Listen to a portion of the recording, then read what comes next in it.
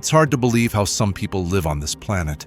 They sleep beside volcanoes, run barefoot across mountains, and dive into oceans so deep it feels like another world.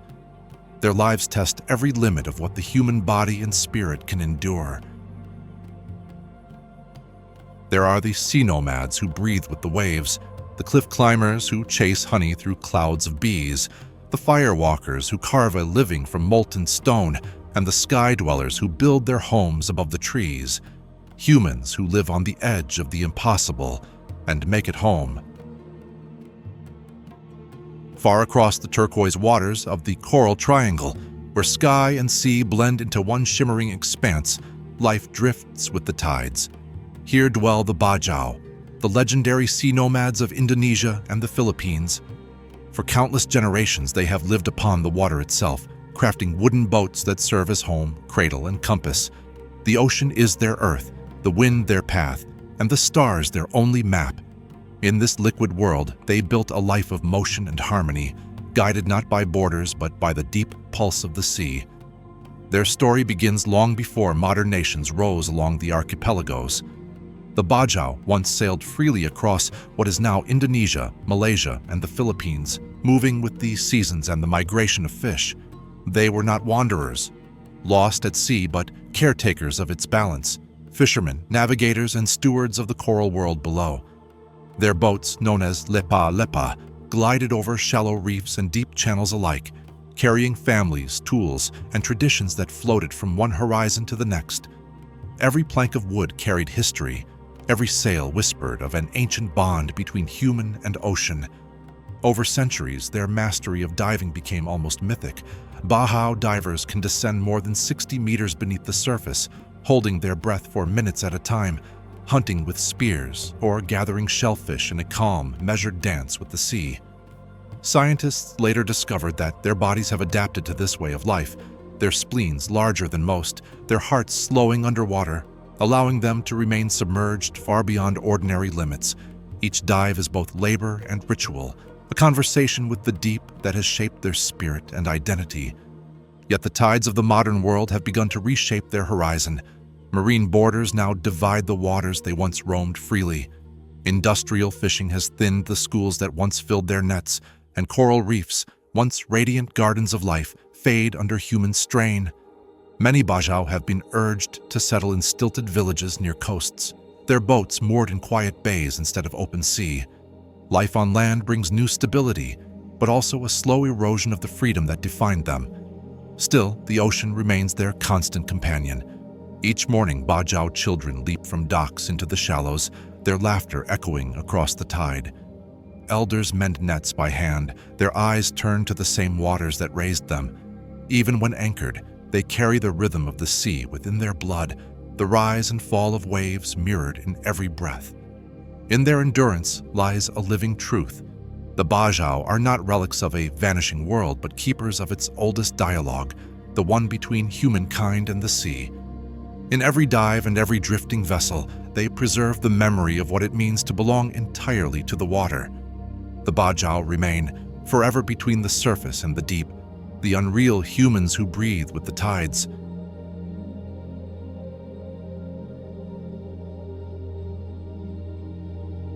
High in the mist-veiled Himalayas, where the mountains rise like ancient gods and the wind hums with unseen life, men climb toward the clouds.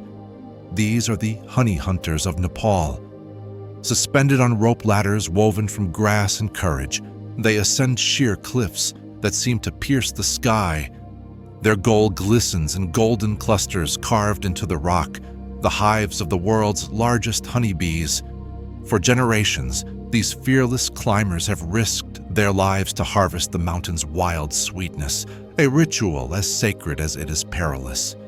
Their story begins in the remote hills of the Gurung people, where the rhythm of life has always followed the mountains. Twice each year, when the great bees build their hives upon the cliffs, the villagers gather to honor an ancient tradition.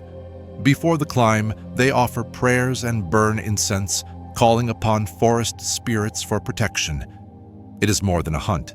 It is a ceremony, a living link between man, mountain, and nature's abundance.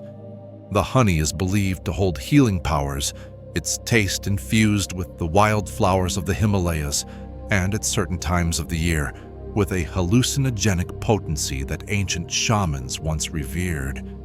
As the ascent begins, each movement is deliberate. The climber's feet find balance against the rock as smoke drifts upward to calm the swarming bees. The hum becomes a storm, 1,000 wings vibrating in defiance as men reach into the heart of their fortress.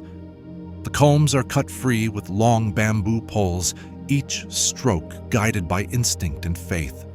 Below, others wait to catch the dripping treasure in woven baskets, their chants echoing through the valleys.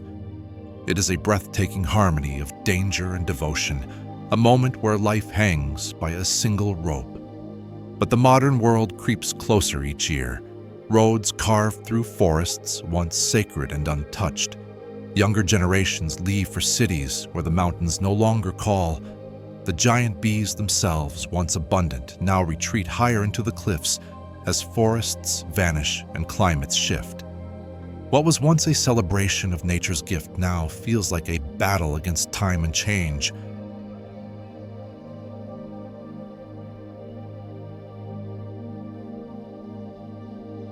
Across the boundless white of Siberia's Yamal Peninsula, where the earth sleeps beneath a shroud of snow and the sun drifts like a pale ghost across the horizon, life continues its ancient migration.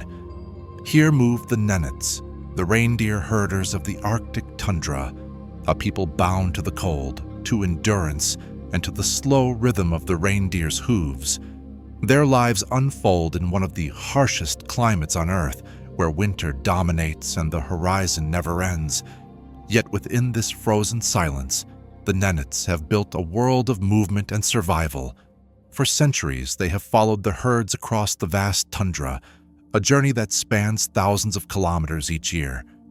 Their camps rise and vanish with the wind, carried on sleds pulled by the very reindeer they tend. Every family moves as one, elders guiding children, learning the paths of migration, and the herds leading them north and south in eternal cycles. Their conical tents, known as chum, stand against blizzards like flickering symbols of life, glowing with warmth in a land ruled by frost. Inside, fires burn with driftwood and reindeer fat, the smell of smoke mixing with the hum of ancient songs. The Nenets' bond with their reindeer runs deeper than mere survival. These animals provide everything: transport, shelter, clothing, and food. Each reindeer is treated with reverence, seen as both companion and spirit guide. The people navigate the tundra by memory and instinct, reading the shifting ice, the migration of birds, and the quiet language of the snow.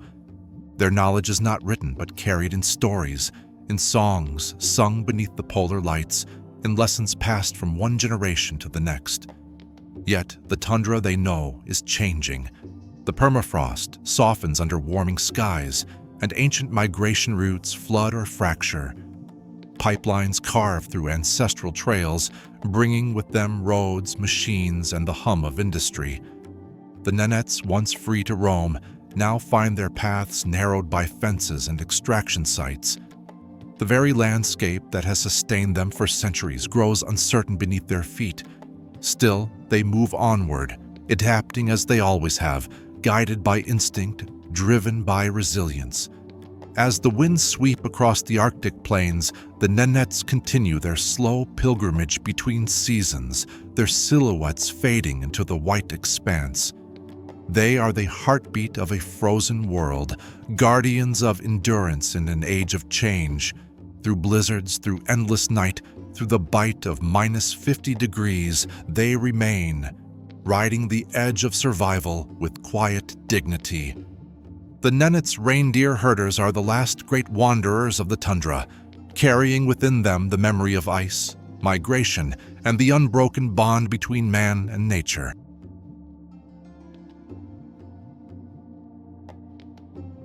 Amid the sweeping silence of the Altai Mountains, where snow drapes the peaks in silver and the wind sings through endless stone, a rider appears against the horizon. An eagle perched upon his arm, its golden feathers glinting in the pale sun. These are the eagle hunters of Mongolia, the Kazakh nomads who have forged a bond between man and bird so profound it feels born from legend. For centuries, they have roamed this frozen expanse where survival depends not only on strength, but on trust between human and wild. Their tradition traces back to the ancient steppes, to an age when empires rose and vanished beneath the hooves of nomadic horsemen. The Kazakhs who settled in Mongolia's far west carried with them an art older than memory, the taming of the golden eagle. Trained from youth, these hunters climb rugged cliffs to capture young eaglets from their nests, raising them by hand in warmth and song. Over years, a silent understanding forms, not of dominance, but of shared instinct. The eagle becomes an extension of the hunter's spirit, seeing through its eyes, striking through its wings. When winter descends upon the Altai, the hunt begins. Draped in fur and leather, the hunter rides through snow-laden valleys, his eagle poised and alert. The air is brittle, each breath visible, each movement deliberate. At a signal, the eagle launches, soaring across the white vastness before plunging upon its prey. Foxes and wolves vanish beneath its talons in a blur of precision and power. For the nomads, this hunt is not sport, it is survival and ritual, a reaffirmation of the harmony between man, beast, and mountain. Yet even here, change rides upon the wind. The number of true eagle hunters dwindles as younger generations move toward towns, drawn by modernity's promise. Tourism brings curious eyes to their world, turning a sacred art into spectacle. Still, in the remote valleys of Bayan Olgi, the tradition endures. Fathers pass eagles to sons, and daughters too, now rise as hunters, reviving what might have faded into memory. When the sun dips below the frozen horizon, the hunter releases his eagle to the wild, returning it to the freedom from which it came. It is a gesture of respect, a recognition that no bond, no matter how strong, can possess the wild forever.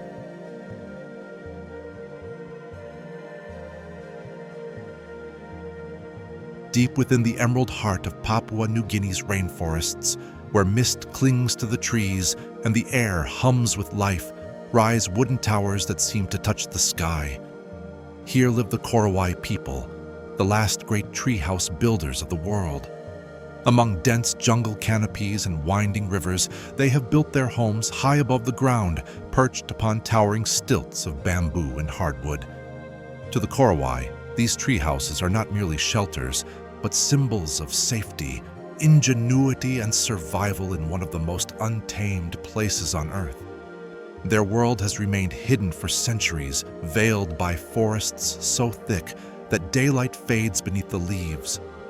The Korowai have lived here since long before maps found these lands, dwelling in harmony with a landscape of relentless growth and endless green. Each home they raise begins with ritual and purpose. The trees are chosen carefully, tall, straight, unyielding, and with hand-cut tools, they are shaped into towering structures reaching 30 meters above the earth. From below, the sight is astonishing. A fragile marvel of bamboo lashed together by vines, swaying gently in the jungle breeze. But the reason for their elevation runs deeper than wonder. For generations, the Korowai built high to escape the dangers that prowl the forest floor, rising floods, biting insects, and once, the threat of rival clans. From the heights, they could see both safety and the sweep of their domain. The air above the canopy offered not only protection, but perspective, a sacred distance between themselves and the shifting world below. These tree houses became living extensions of the forest itself, grown from its strength, yet lifted beyond its grasp. Each structure is a feat of pure human will.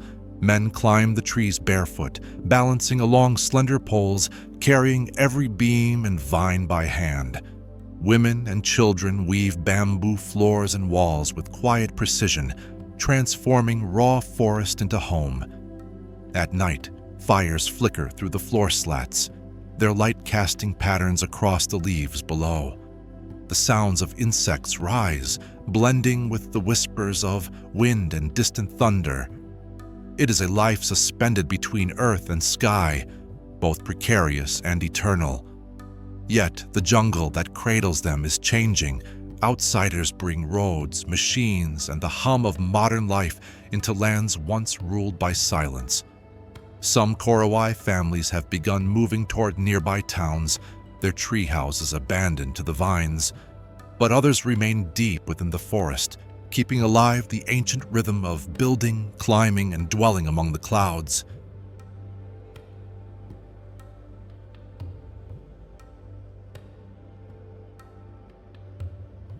At the edge of dawn on the island of Java, the world glows an eerie blue. Deep within the Kawah Ijen volcano, men descend into the heart of fire. These are the sulfur miners of Indonesia, laboring inside one of Earth's most dangerous places.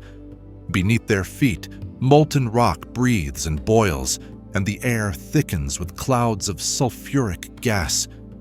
Yet each day they walk willingly into this otherworldly inferno, carving a living from the raw bones of the planet. Theirs is a landscape of both beauty and torment, where survival burns brighter than fear. The story of these miners begins in the highlands of East Java, where the Ijen crater conceals a lake of acid the color of turquoise glass. Around it rise vents that exhale toxic smoke, the breath of an active volcano that has shaped both land and life for millennia.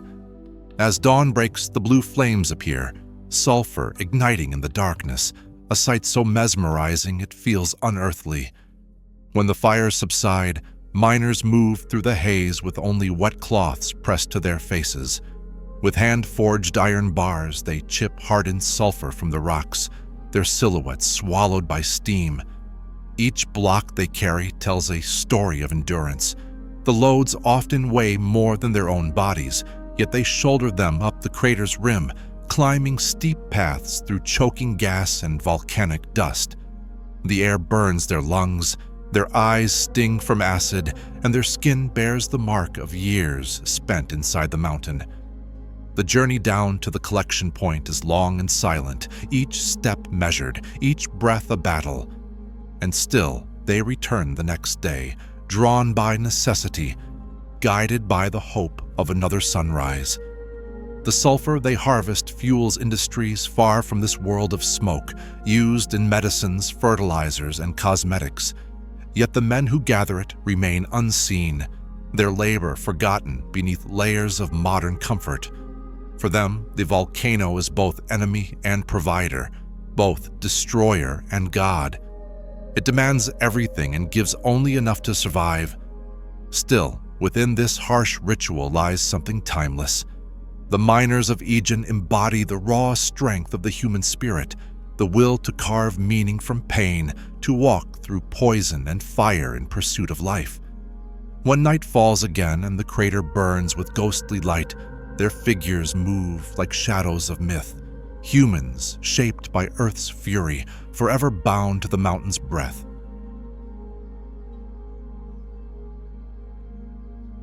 Along the sandstone cliffs of Bandiagara in Mali, where the desert meets the wind and the stars seem close enough to touch, life clings to the rock itself. Here live the Dogon, an ancient people whose homes rise from the cliff faces like extensions of the earth, carved by hand and shaped by time. Their villages appear suspended between heaven and ground, a labyrinth of stone dwellings, shrines, and granaries built high upon the escarpment. The cliffs have sheltered the Dogon for centuries, a sanctuary of both spiritual and earthly endurance. Their story stretches deep into history, carried through generations by song and symbol. Long ago, the Dogon fled to these cliffs to escape invaders, seeking refuge among the towering walls of sandstone. Here, they found protection not only in height, but in solitude. Over time, the cliffs became sacred, a meeting place between human and divine. Their architecture reflects this reverence. Houses clustered like constellations, doorways aligned with the rising sun, and sacred altars watching over the valleys below. Each structure breathes purpose, built with stone and mud but guided by cosmic meaning. The Dogon world is a harmony of earth and sky. For centuries, their stories have spoken of stars unseen by the naked eye, knowledge that has mystified scholars and inspired legend. They tell of Sirius, the brightest star in the night sky, and of an invisible companion star that circles it. A truth only confirmed by modern science in recent centuries. To the Dogon, this was never discovery but inheritance, passed through sacred teachings that weave the cosmos into their creation myth. The stars are not distant, they are the map of existence itself. Life upon the cliffs is woven with ritual and rhythm. Each year, the Dogon celebrate the Sigui ceremony, a vast cycle of renewal that spans generations. Dancers wearing towering masks move through the villages, their movements echoing the journey of ancestors and spirits through time. Every gesture, every song speaks to a cosmology that binds human life to the pulse of the universe.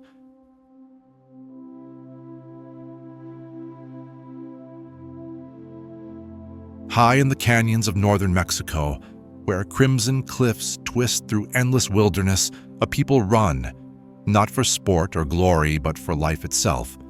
They are the Tarahumara, or Raramuri, known to the world as the running people. Across the rugged Sierra Madre, they move with astonishing endurance, covering vast distances barefoot or in thin sandals made of leather and tire rubber. Their feet strike the earth with rhythm and purpose, echoing the heartbeat of their ancestors. To the Tarahumara, running is not an act of endurance, it is an act of existence. Their story unfolds across the Copper Canyon, a labyrinth of deep ravines and sunlit plateaus carved by rivers over millions of years. For centuries, the Tarahumara have lived here in isolation, their villages scattered among the high ridges and hidden valleys. The land itself is both beautiful and brutal, its steep trails and scorching heat demanding strength, patience, and balance. Over generations, the Tarahumara became one with this terrain, mastering the art of persistence running, a tradition born not from competition, but from necessity. They ran to hunt, to trade, to communicate, and to survive in a world shaped by distance. Their runs are stories told through motion. A hunt could last for days, the runner pursuing deer until exhaustion brought animal and human together in a silent meeting of endurance. Ritual races called Rarajipari turn the landscape into an arena of tradition, men and women chasing wooden balls across mountains for dozens of miles, guided only by instinct and the rising sun. Each step becomes a prayer, each breath a connection to the spirits of the earth. But their strength is not born of muscle alone. The Tarahumara diet, rich in corn, beans, and chia, and their simple way of life, sustain a balance that modern athletes strive to imitate. Their culture values humility, community, and the harmony between body and land. Running is woven into their identity, as natural as breathing, as ancient as the canyons themselves. In recent decades, the outside world has discovered the Tarahumara's extraordinary endurance, drawing runners and researchers alike to study their secrets. Yet, for the Tarahumara, the race was never about winning. It was about belonging. As paved roads and modern pressures inch closer to their mountain homes, they continue to run, carrying with them the rhythm of generations past.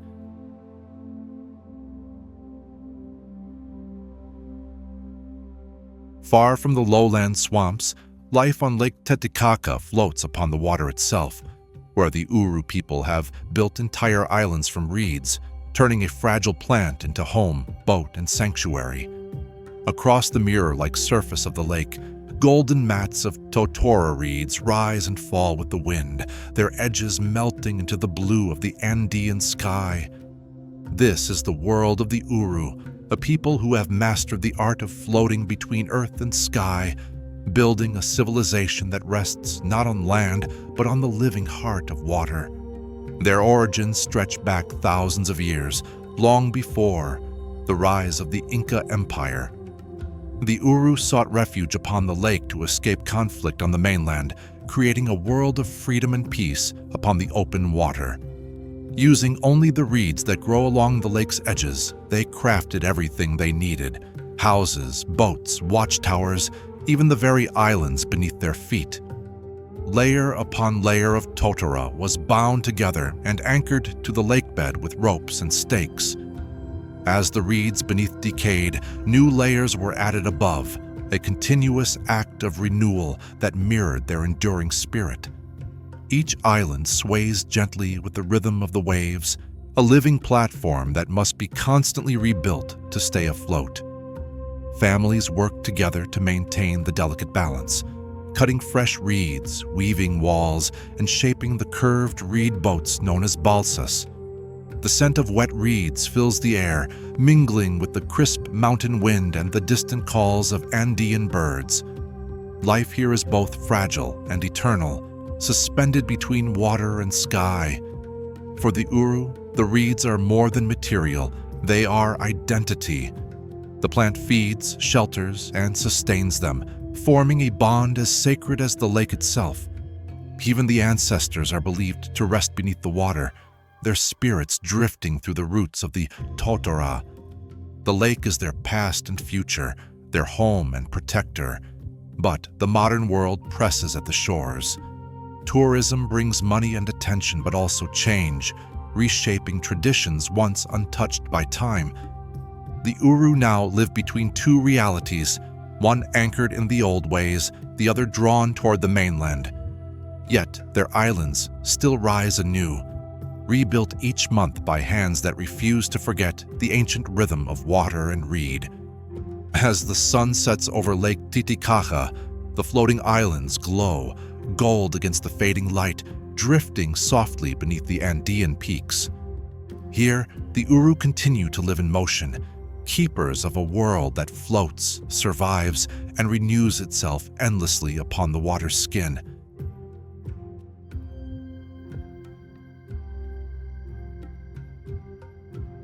High above the plains of Thessaly, where stone pillars rise like the fingers of the earth reaching toward heaven, stand the monasteries of Meteora, home to the cliff monks of Greece.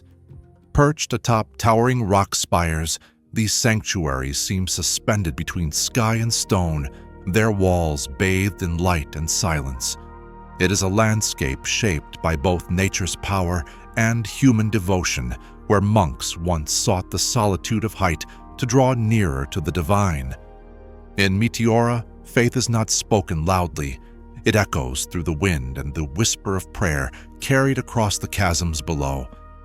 Centuries ago, when the Byzantine Empire was waning and the lands below were torn by war and invasion, hermits began to climb these impossible cliffs in search of peace. The rocks, sculpted by time and weather, offered both refuge and revelation. With only ropes, wooden ladders, and pure resolve, they scaled walls that soared hundreds of meters into the air. Upon these summits, they built wooden shelters, and later, monasteries of stone, places where silence could speak and contemplation could endure beyond the reach of the world.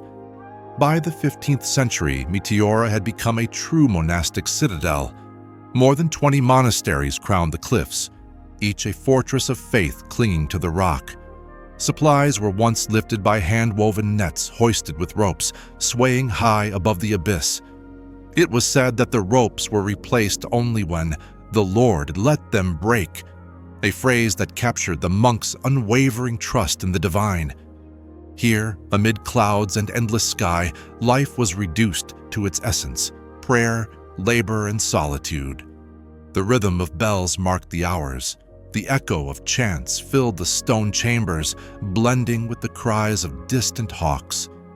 Time, however, has worn away much of what once stood. Only a few of the monasteries remain active, their communities smaller but no less devoted. Modern bridges and steps now offer safer passage, yet the spirit of isolation endures. Pilgrims still climb to these heights, drawn by the same hunger for peace that first brought the monks centuries ago. As dusk descends upon Meteora, the sandstone pillars glow with hues of amber and violet. From the heights, the monks gaze across the valley below, the world hushed beneath them. Between earth and eternity, the monasteries still stand, symbols of faith carved into stone and a testament to the human desire to rise above the world in search of the eternal.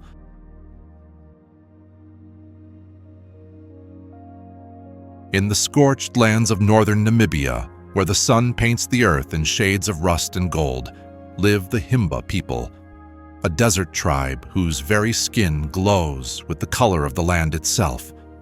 Here, in the vast expanse of the Kunene region, the wind carries dust instead of rain, and survival is written into every heartbeat. Yet amid this arid wilderness, the Himba have created a world of grace and endurance, their crimson beauty a living reflection of both environment and spirit. Their home lies within one of the driest places on the African continent, where water is precious and life clings to the rhythm of drought and dawn. Generations ago, the Himba's ancestors migrated across the deserts, herding cattle and seeking pastures among the thorny shrubs and dry riverbeds. Over centuries, they shaped a way of life perfectly attuned to the land's harsh breath, moving with the seasons, following the rains that rarely come. In this landscape of scarcity, adaptation became art. Each morning, the women of the Himba anoint their skin and hair with otjize, a sacred mixture of red ochre, butterfat, and aromatic herbs. This crimson clay protects them from the sun, repels insects, and softens their skin in the desert air. But beyond its practicality, otjize carries meaning far deeper. It is identity, memory, and beauty combined, a connection to the earth and to their ancestors. Under the blazing light, their bodies gleam like copper, each movement reflecting strength and heritage. The same clay adorns their braided hair, sculpted into intricate designs that speak of age, status, and lineage. The Himba's villages rise from the dust in circular patterns, built from mud and wood, centered around the sacred okuruwo, the ancestral fire that never dies. It symbolizes the link between the living and those who came before, burning as quietly as the heart of their culture. Around it, daily life unfolds in rhythms shaped by the sun and the cattle, by prayer and silence. Every gesture, from the tending of herds to the crafting of ornaments, holds purpose and meaning born of resilience.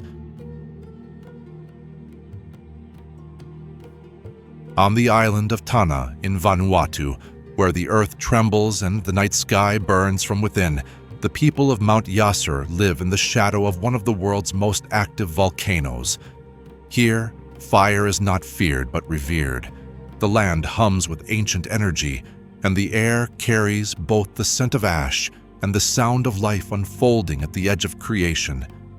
This is a place where humans and the earth's molten heart exist in fragile harmony, and where every eruption is both a warning and a blessing. For generations, the volcano villagers have called this trembling landscape home. Their ancestors settled at the foot of Mount Yasur centuries ago, long before maps or modern nations defined their world.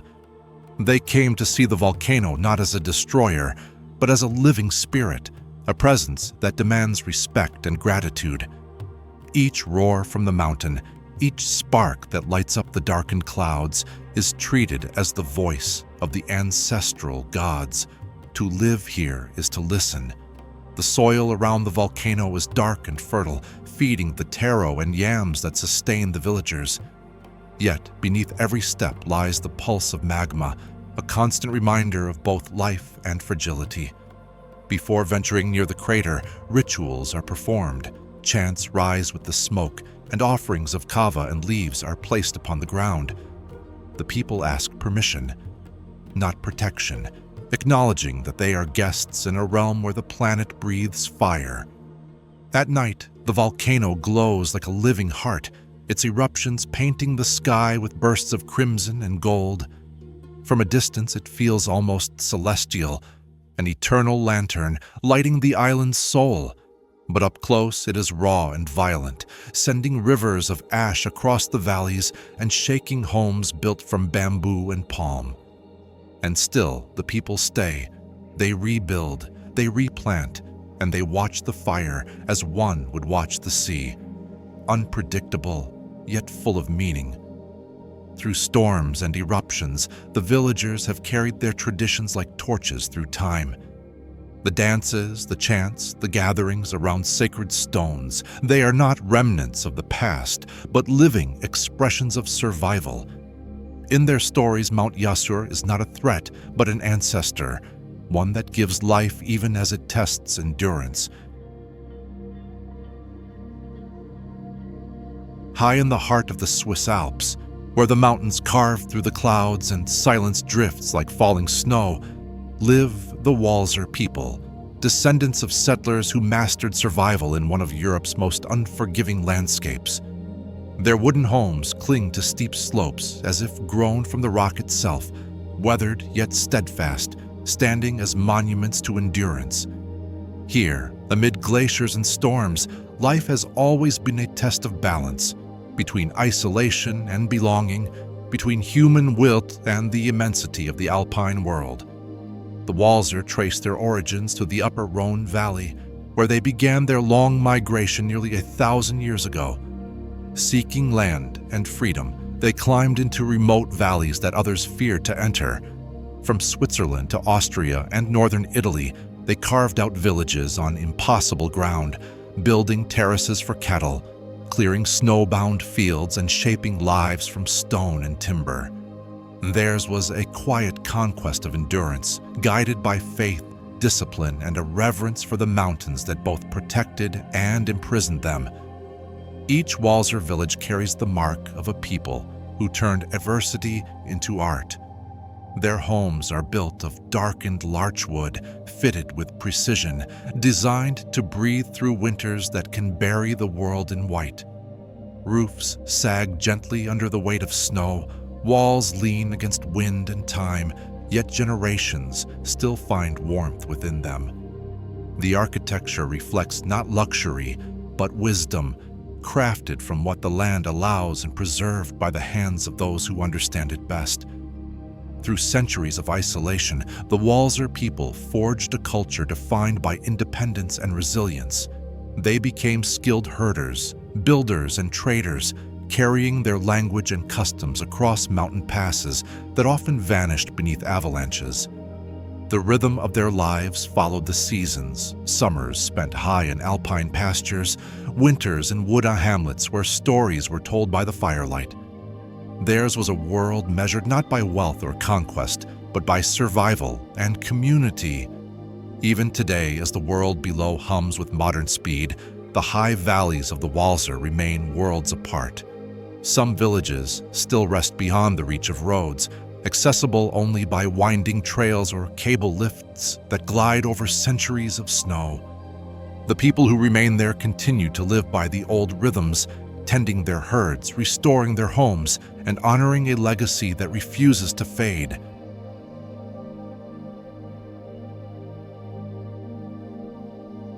Far beyond the reach of ordinary roads, where the Aegean Sea meets mist-shrouded cliffs, lies a peninsula that seems untouched by time. Mount Athos, the holy mountain of Greece. Here, for more than 1,000 years, monks have lived in silence and devotion, far from the noise of the modern world. No women are allowed to enter, no cities have taken root, and no electricity hums through its stone walls. It is a world of candlelight and prayer, where time moves not by the clock, but by the rhythm of chants and bells echoing through the dawn. Mount Athos is a living monastery, an entire land consecrated to contemplation. Its slopes are cloaked in forests of cypress and olive, and scattered across the cliffs are 20 monasteries, some carved into rock, others rising like fortresses above the sea. Each one was built by different Orthodox traditions, Greek, Russian, Serbian, Bulgarian, yet all are bound by the same vow of humility and separation. To live here is to walk between heaven and earth, where each breath is a form of worship. The monks of Athos live as their forebears did centuries ago. Their days begin before sunrise, when the deep sound of the sementron, a wooden beam struck with rhythm, calls them to prayer. In the dim light of oil lamps, they gather in chapels filled with the scent of incense and the glow of icons painted long before their time. Hours are spent chanting ancient hymns, reading scripture, and working the land. Their food is simple: bread, olives, fruit, and what the soil provides. They ask for little, needing only enough to sustain both body and soul. There are no cars, no paved roads, only narrow paths winding through dense woods and steep ravines. Supplies arrive by boat, as they have for centuries, delivered by those permitted to cross the waters that separate the holy mountain from the rest of the world. Visitors who do arrive come not as tourists, but as pilgrims, men seeking peace, guidance, or the quiet echo of faith in its purest form. In this solitude, the monks find what the world has lost. The silence is not emptiness but presence, the stillness of thought, the breath of eternity. Storms roll in from the Aegean, waves crash against the cliffs, yet the chants within the monasteries continue, unbroken.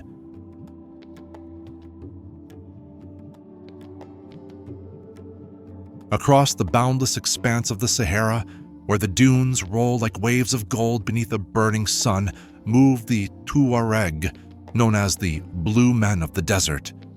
Their indigo robes shimmer against the sand, stained with the dye that marks both identity and endurance. For centuries, they have crossed this ocean of dust and silence, guided only by the stars and the whisper of the wind. In this vast and merciless landscape, they are the living pulse of an ancient world that refuses to fade. The Tuareg are descendants of Berber tribes who once ruled the great caravan routes that stitched Africa together. From the oases of Mali to the high plateaus of Algeria and Niger, they carried salt, gold, and stories across horizons where few dare to travel. The desert was their kingdom, and the camel, graceful, patient, unyielding, was their vessel. Generations learned to read the Sahara as others read the sea, the shape of dunes revealing direction, the stars revealing destiny. Their blue garments are more than clothing. They are protection and pride. Dyed with rich indigo that rubs onto their skin, it colors their faces with the hue of twilight, giving rise to their legendary name. The cloth shields them from the sandstorms and the searing heat, but it also carries spiritual weight. The Tuareg believe the color blue reflects the sky, connecting them to the infinite. Even in the harshest winds, their robes ripple like fragments of night carried across the day. In their world, silence speaks louder than words. Villages of tents rise from the emptiness like mirages, woven from goat hair and anchored by memory. Every object, every gesture carries meaning. The silver jewelry etched with symbols of protection, the veiled faces of the men, the songs that speak of love, loss, and the desert's eternal rhythm. Through it all, they maintain a deep code of honor called Ashak, a moral compass built on dignity, respect, and generosity toward all travelers who cross their path.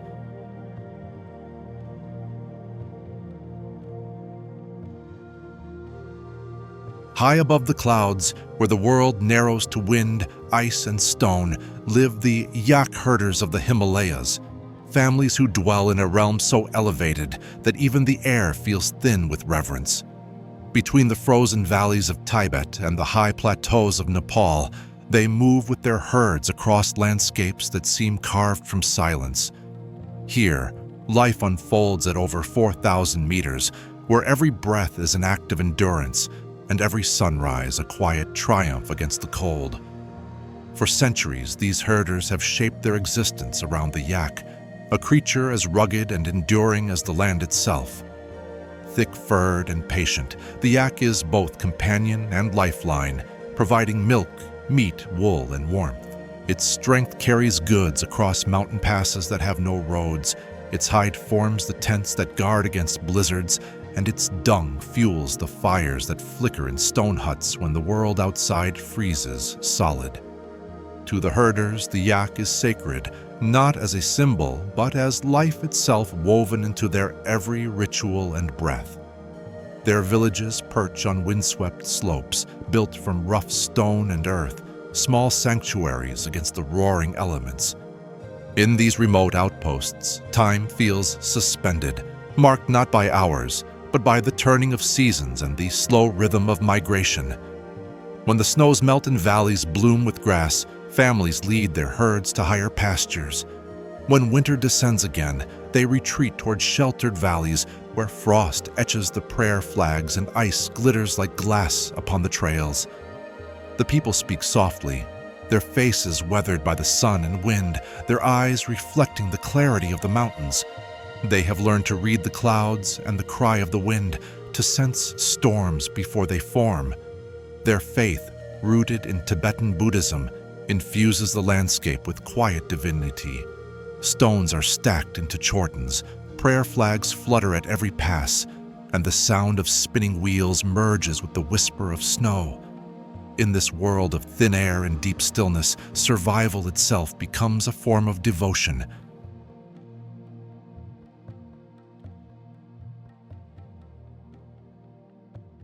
Along the quiet bends of the Mekong River in Laos, where mist drifts over the water and mountains sleep beneath clouds, a humble miracle is rebuilt each year: the bamboo bridges.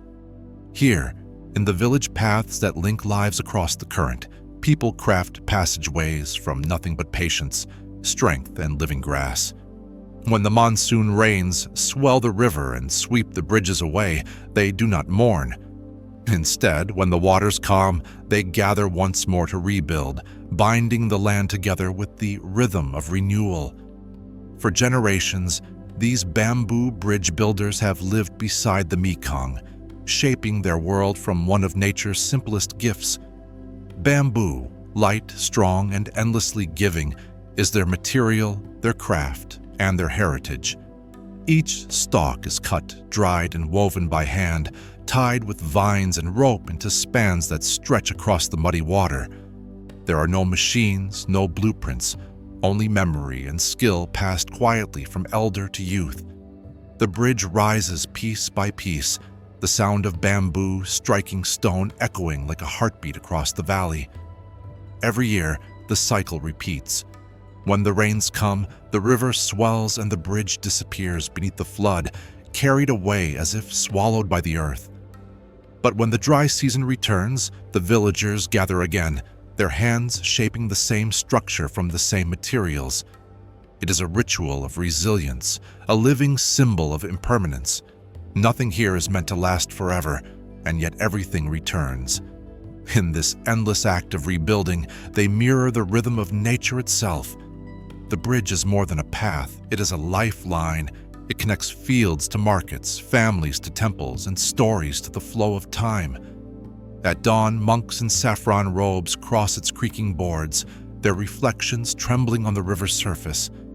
Children run across, laughing, carrying baskets of fruit or school books. And when the sun sets, the bridge glows in the fading light, its surface gleaming gold as the villagers walk home beneath the soft hum of cicadas.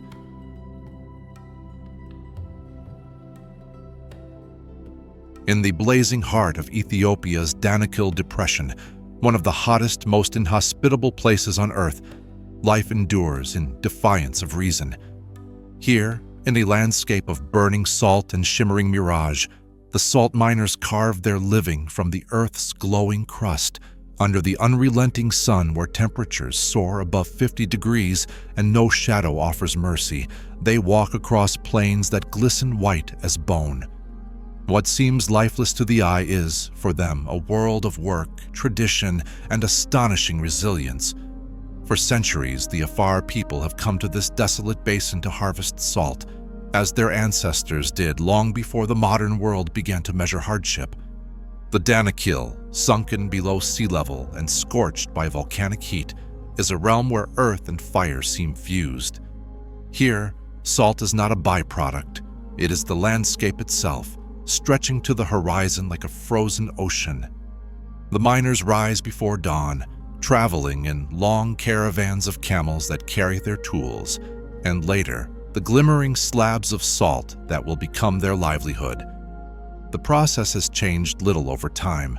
With wooden axes and iron picks, men strike the crust, breaking it into neat rectangles, each slab lifted and stacked by hand. Their movements are slow and deliberate, not from hesitation, but from the sheer weight of the heat pressing down. Around them, the air ripples with mirage. The horizon blurs into a sea of white and gold. Sweat dries instantly. Every breath feels borrowed from the earth itself, yet in this tormenting silence, the rhythm of work continues, a harmony between endurance and purpose. When the day's labor ends, the camels are loaded with salt, forming long lines that wind across the plains like silent processions.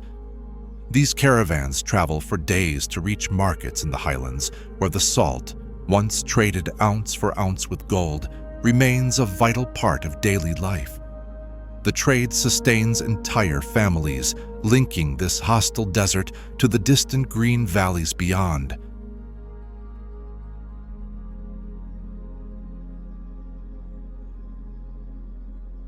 High in the Andean highlands of Bolivia, where the sky meets the earth in a vast sweep of blue and stone, live the Aymara people, descendants of one of the world's oldest mountain civilizations.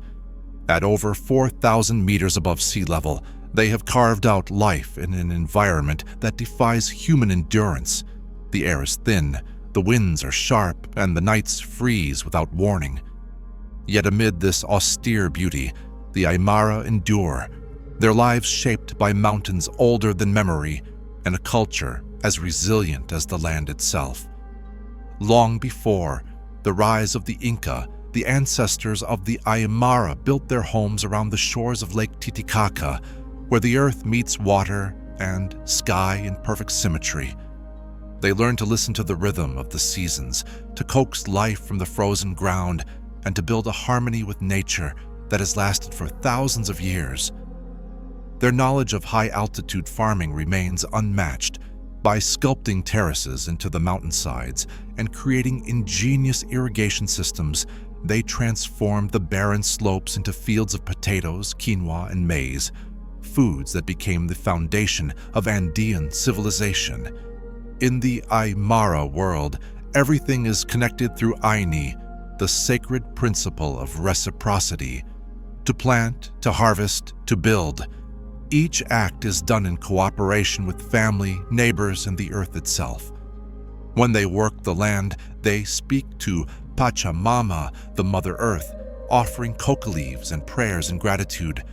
It is not mere ritual, but relationship, a dialogue between human effort and divine balance. Through this bond, they have preserved both their crops and their spirit in the face of harshness few could endure. Their villages, built of stone and adobe, rest beneath skies so clear that the stars seem close enough to touch. Smoke curls from clay ovens and colorful textiles ripple in the mountain wind, each woven thread a story of lineage, faith, and endurance. The people move deliberately, conserving energy in the thin air, their faces burnished by the sun that burns but rarely warms. Generations have passed this way of life from parent to child, each teaching not only survival, but respect for the land, the ancestors, and the fragile balance of existence.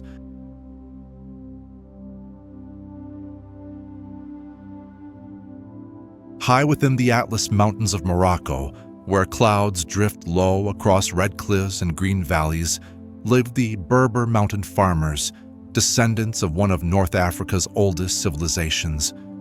Their villages cling to the slopes like mosaics of clay and stone, overlooking fields carved into the mountains themselves.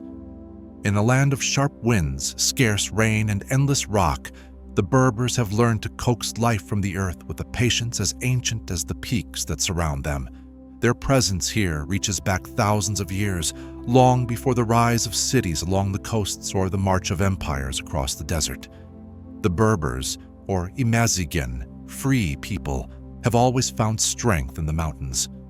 Over generations, they built terraces into the steep hillsides, transforming the rugged terrain into layers of cultivated life.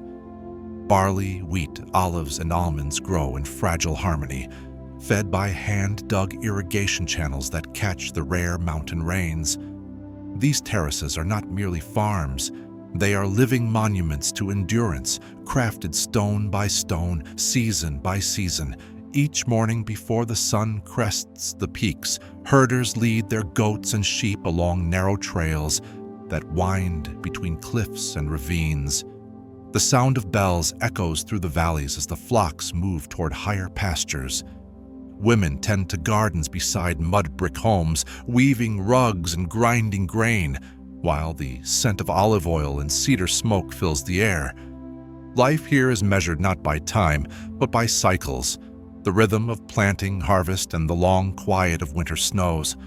The Berber farmers are keepers of an ancient knowledge, passed down through generations without written word. They read the clouds to predict rain, the color of the soil to judge its health, and the song of the wind to sense change. Their connection to the land is both practical and sacred, woven with stories of ancestors and mountain spirits. Festivals mark the seasons, blending old beliefs with traces of Islam, their songs rising like prayer into the cold air. Though the modern world has crept closer, with roads cutting through once isolated valleys, many Berber communities continue to live as they always have, self-sustained, humble, and proud. Their architecture, built from earth and timber, blends seamlessly into the mountains as if grown from the land itself. Even their language, Tamazight, carries the rhythm of stone and wind, a voice as enduring as the peaks around them. When dusk falls, the mountains turn to shadow and gold. Smoke rises from hearths, and the last herds return across the terraces. The air cools, and the valley hums with silence. In that stillness, the Berber farmers remain, guardians of soil and tradition, shaping existence from the most unforgiving terrain. Their lives are carved into the very bones of the Atlas, their endurance as steady as the mountains they call home.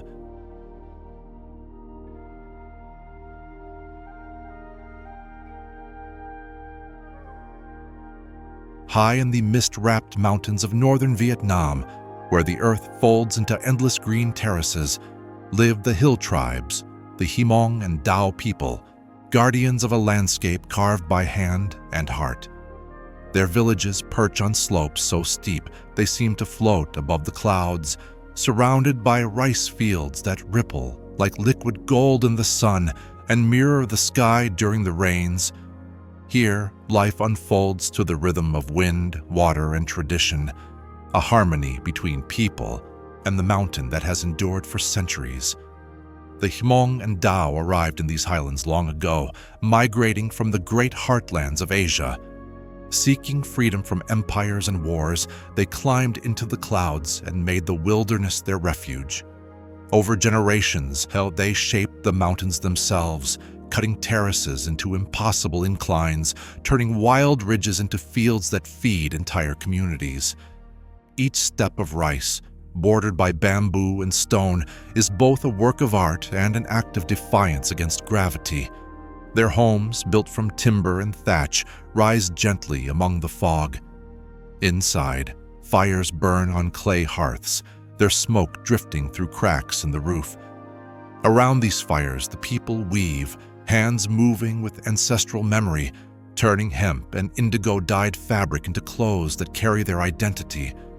The Hmong's dark blue garments shimmer with hand-embroidered symbols of the sky and earth, while the Dao women wear red headdresses adorned with silver beads that catch the light like mountain dew.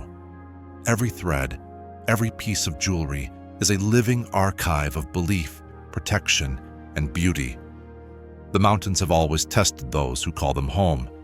In the dry season, the terraces thirst under a relentless sun. In the rains, they transform into glimmering stairways of mud and water.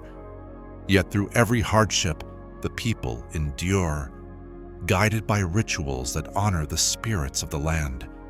Ceremonies call for good harvests, heal the sick, and welcome the new year, echoing through valleys with drums and flutes that seem to speak to the clouds themselves.